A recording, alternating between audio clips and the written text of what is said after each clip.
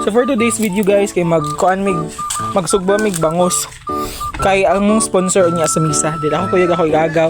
Then si Col Daniel galakaw pa siya kay magsugba paangay mi kung asa na maibutang ang isda. Yes, after day da Col. Lapok mo di ako.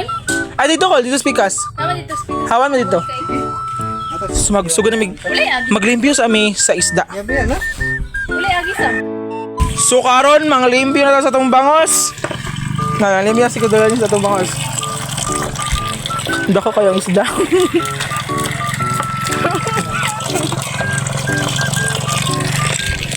So, nagkuha na siya sa bangos. Naglimpyo na siya sa bangos. Kaya mo naling isugbaon niya.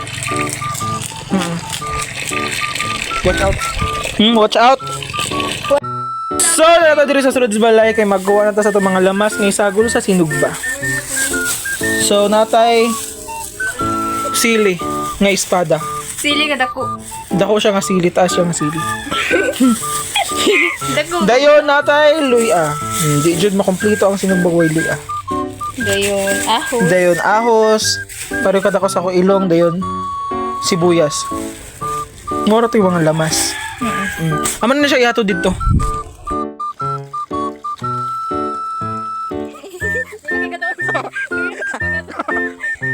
Sogi. Yan butong up do. Okay. Kayo no.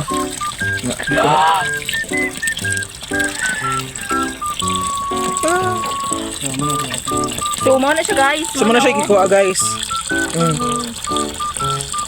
Na siya, Sabi tawagan ako no. Kabalo mo wala. na siya dark intestine. Na siya small intestine. Hindi ko ang yung small intestine to. Hindi ko ang yung lungs. So karon kay nagkuha na to ang atong isda. Ano siya yung mga panakot. Itimplahan na siya. Kaya ito na siyang ibutang sa sulugbaan para maluto na siya. Kapit na misa.